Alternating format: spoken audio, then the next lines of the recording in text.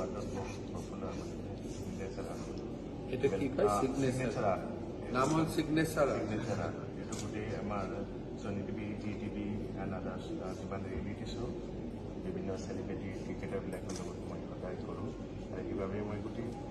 আমাৰ তথা ভাৰতৰ বাহিৰত ট্ৰেভেল কৰোঁ অনুষ্ঠানটোৰ কাৰণে।